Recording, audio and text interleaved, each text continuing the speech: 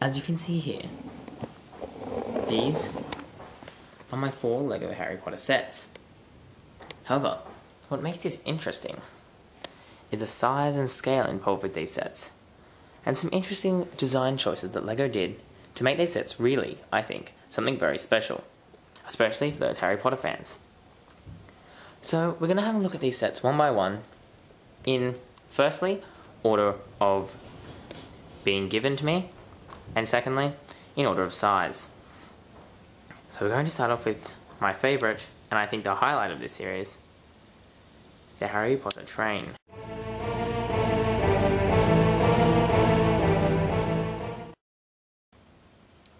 This is the Harry Potter train from the first episode in the Harry Potter series. We can tell that not only from the gold writing, but from the design, not necessarily the instruction book, but certainly of the back cover, when LEGO boxes still had the Just Imagine. And as we can see, rather than showing the features of the actual set, the back of the box showed different alternate models that you could build. One thing I really liked about the Harry Potter series, especially in the first 2 years of the Harry Potter franchise, was the way that all these different sets interlocked together to make one big castle. And as we'll soon find, that sort of slowly dissolves as Harry Potter series goes on. So let's have a look at the instruction book. This is quite an old LEGO instruction book. We've got these yellow figures, which I'll talk about later. And you can see we start talking about these very sort of basic instructions, with the occasional appearance of a Harry Potter character in the corner, like so. And so as we see, we keep going through the booklet. It's very ordinary. And we finally see an explanation of some of the features at the back of the booklet. And also, the suggestion we see here, which is actually, because this is in the time of 9-volt trains, a way you can electrify your trains to run on a 9-volt track. Something which is not possible anymore. What's even more interesting is that these alternate models are actually given semi-instructions for, as we can see here.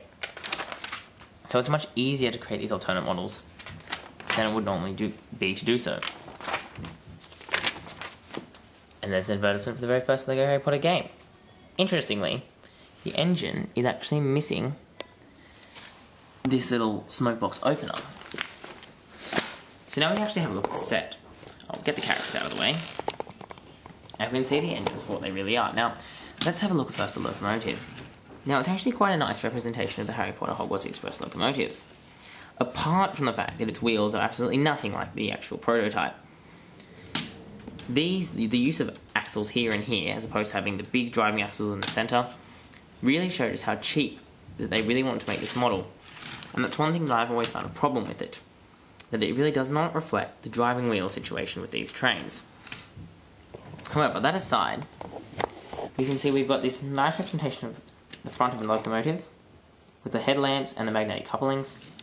And as you can see, we've actually got the ability to open up these compartments. Now there's actually, there you go, 2 keys in there, which actually belong somewhere else. We can just empty those out, I'll show you where they're actually supposed to belong. Because if we look in this compartment, you can see a hidden treasure chest. Now I'm sure you're thinking, well, what's a treasure chest doing inside the Express? Well, I don't know either, but if we look inside and pull this lever here, we might be able to get it to, nope, okay, try it again.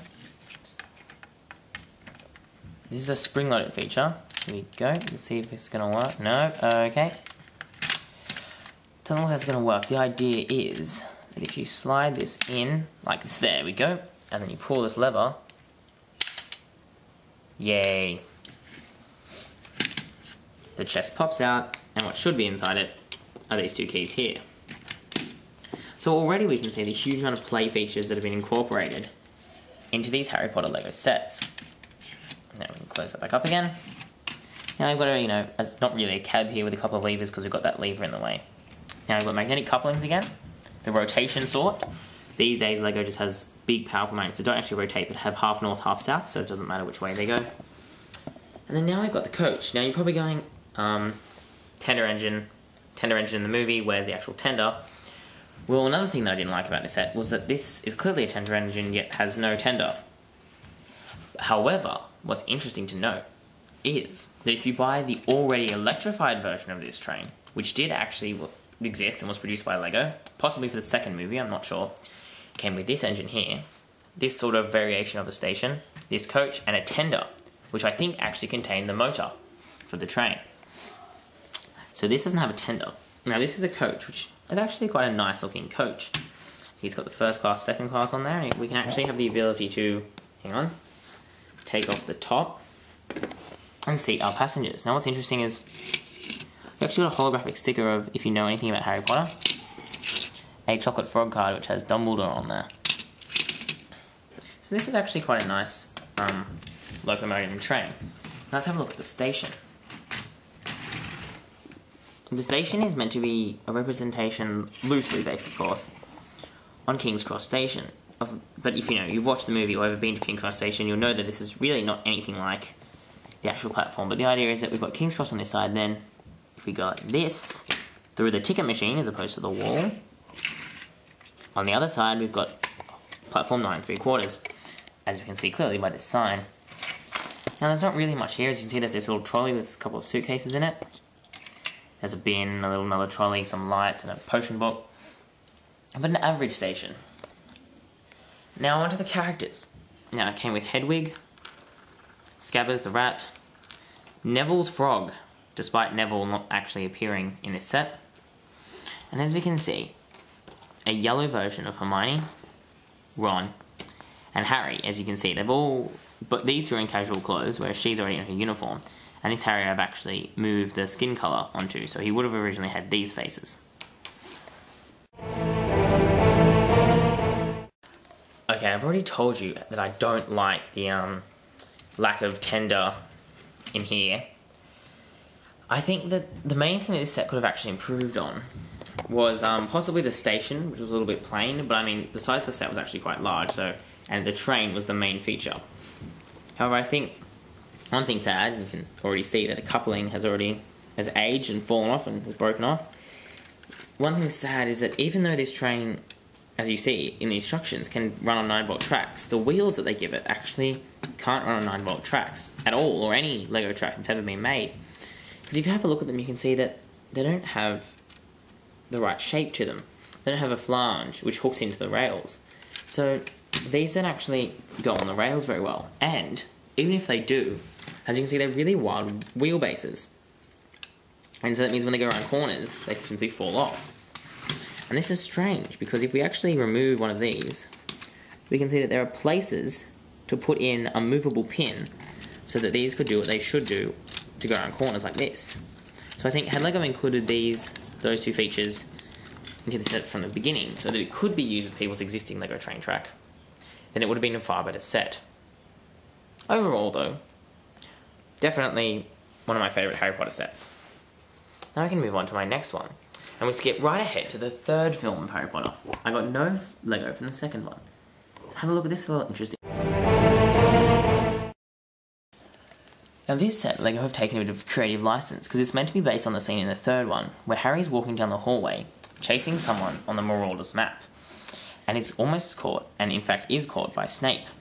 However, this set depicts him doing something slightly different, which we'll have a look at in a minute.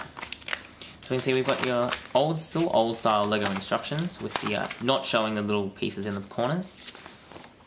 Yep, same. Features explained at the back rather than on the box.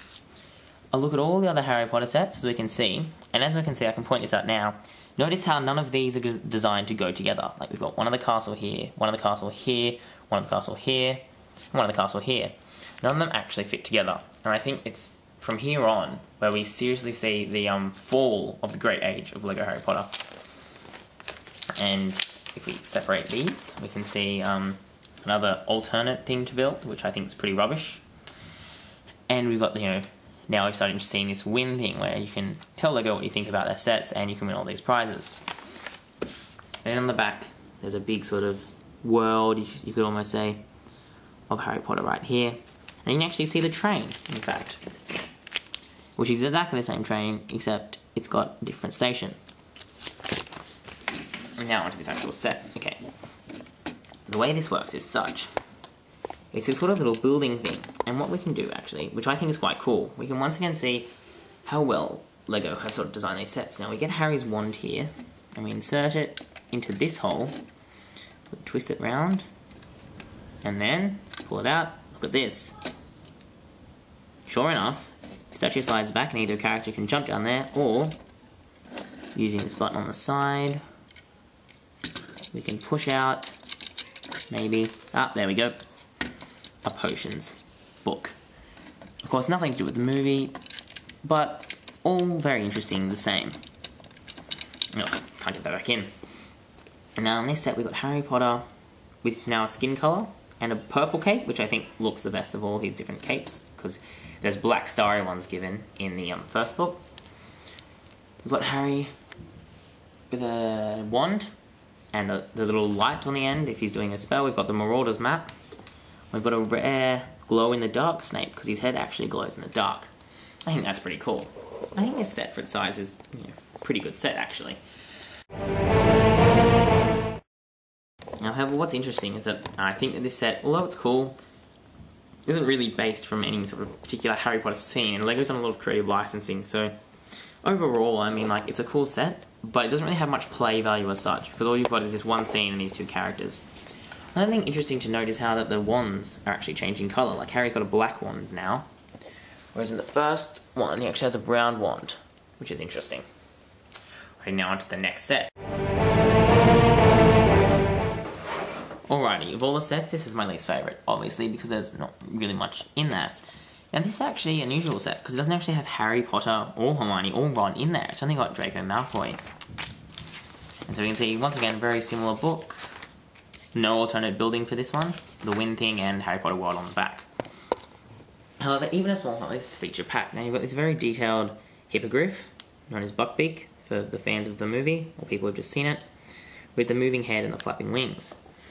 You've got the Draco character here in his school uniform. You've got this book, which is meant to be Book of All Strange Creatures or something like that. And we've got this little tree. There is meant to be a pumpkin there. I'm not sure where it's gone. And we can actually open this, and sure enough, there are some little potions and flies and bugs and everything to feed your Buckbeak.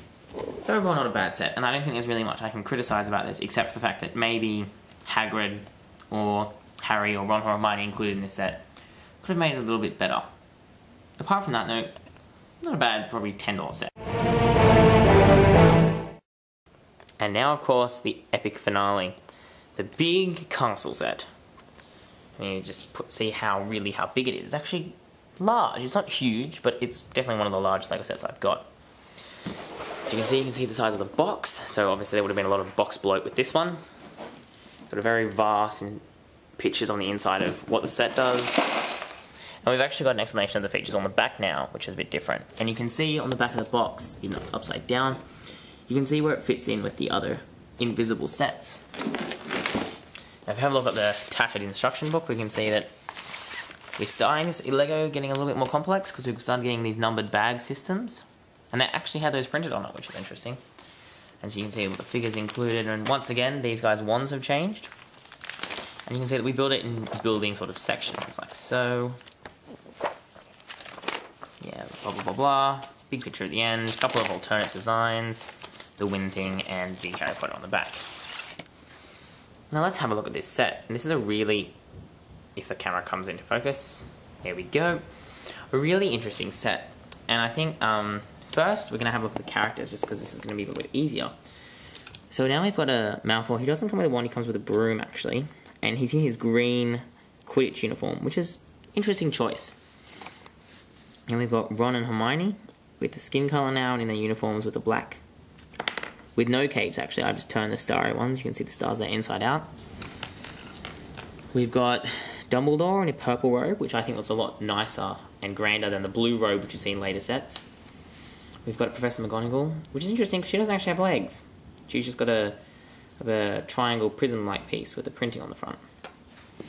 I think we got this dog. I'm not sure where it came from, but I think it's meant to be Sirius Black in dog form. There is, of course, this Harry Potter, except that he's skin-coloured. And these two Dementors, which I think are really interesting characters. They've changed now. They've got slightly different forms, but they're using the old skeleton design. Except they've got this weird springy leg thing.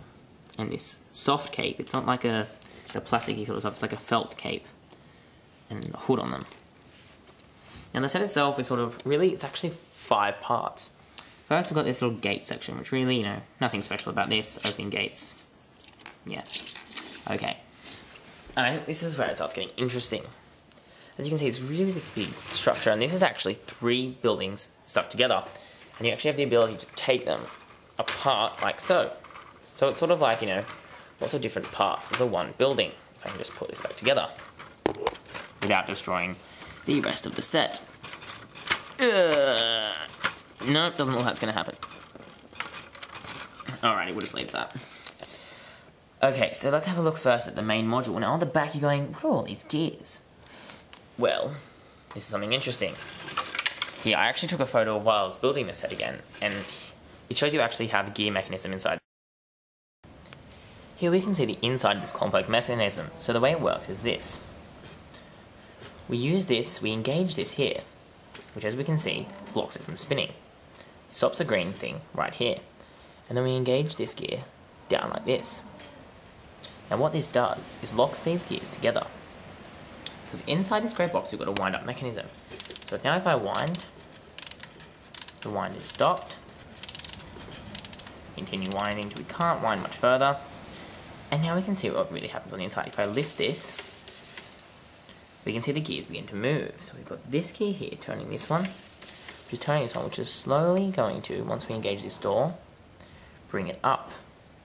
Now as you can see, this system, although it was clever, it doesn't work particularly well. So you can sort of see with a little bit of help that the door gets raised as the clock turns and the pendulum swings. However, for a reason I can't fathom, for some reason it seems to stop when it does this. However, you can see that now the door has been raised to its full potential. So, do what? Well, if we release this, there you go. Just like that.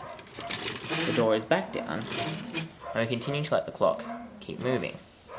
However, it seems that the wind-up motor in this has seen better days and isn't working very well. So now we can see what it looks like when it's finished.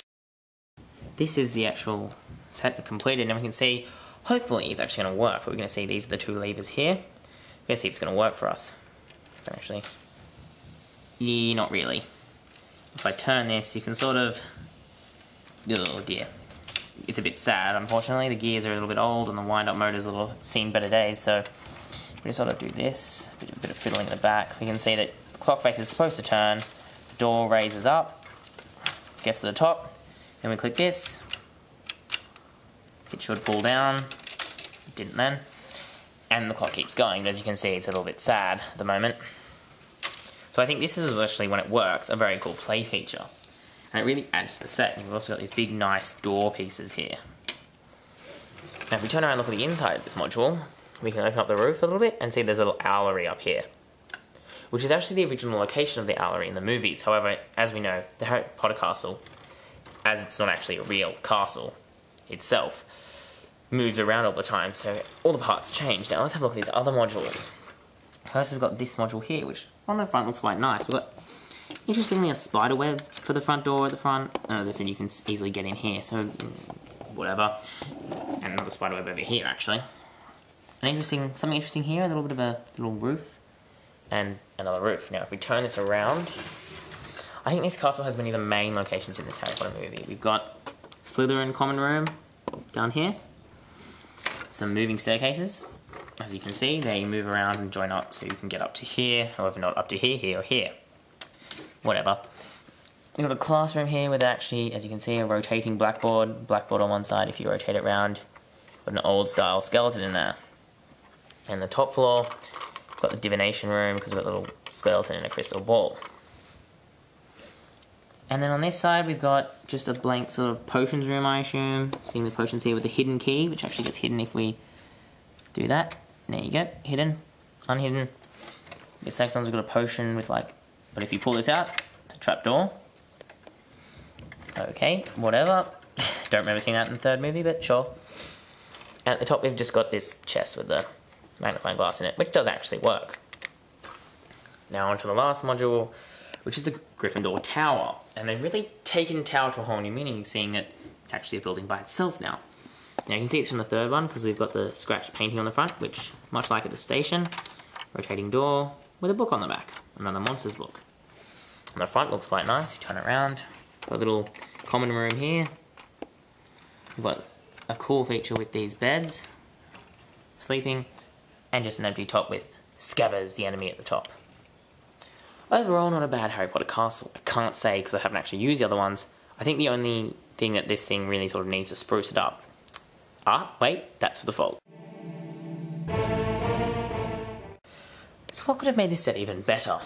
Well, I think that it was probably very expensive. I don't know because it was a gift. But Harry Potter sets are always expensive. And like, although you get quite a bit, it's still not, you know, amazing. I think this gear mechanism could have been improved a little bit, because even when it was new, it still didn't work very well. And I think some of the rooms were a little bit plain, like this one here, even just about all of them. I think this one and the common room were good. The other rooms, I wasn't really keen on. This up here was a bit of a waste of space, and these two were nice. I think that they did a reasonably good job, because making the Hogwarts Castle, which changes through every film, is quite a challenge, and I think for this one they did a reasonably good job of it. I think the only thing in this one is missing is the Great Hall, which I think is a pivotal element in Harry Potter and really need to be there. And possibly maybe they could have made this a bit Dumbledore's office or something? I don't know. Take your pick. One thing I hated about this was difficulty in building it. Like, of course, I was a lot younger when this came out. If you think about when the third Harry Potter movie came out, 2005 or something. But it was a really hard set to build. I really didn't enjoy building it. Even now when I had to build it for this review, did not enjoy building it. Hate building it. So it's definitely a hate build. Possibly the longest build ever. It took me 5 hours to build this the first time. And it's really not that complicated when you really look at it. But anyway, overall, I think the Harry Potter series was done really well in these early years. However, if you look at the fourth movie, there was almost no sets released for the fourth movie, which is a bit sad. And then none for the fifth. A couple little bits and pieces for the sixth and seventh. So I think that the golden years of Harry Potter Lego were definitely the first 2 years, and the third year was when I started sort of going downhill, because we lost that sort of connectability that all the sets had. I think it's really cool that you could literally buy rooms to add on to your castle. And this one really just sort of stands on its own, and you can't add to it. But anyway, I hope you've enjoyed looking into the world of my Lego Harry Potter. And what we're going to be looking at next time, well, I think we might actually be having a look at some Dino Attack, which is a very interesting theme, one of my favourite Lego themes. Got some very interesting features about it. So anyway, feel free to comment or upload videos if you've got any of the newer or even the same Harry Potter sets. And I'd really like to hear your opinions on these sets, especially when you compare them to what the movie was like and other movies' sets. Alrighty, that's all we've got time for now. Bye from TrainzXtreme.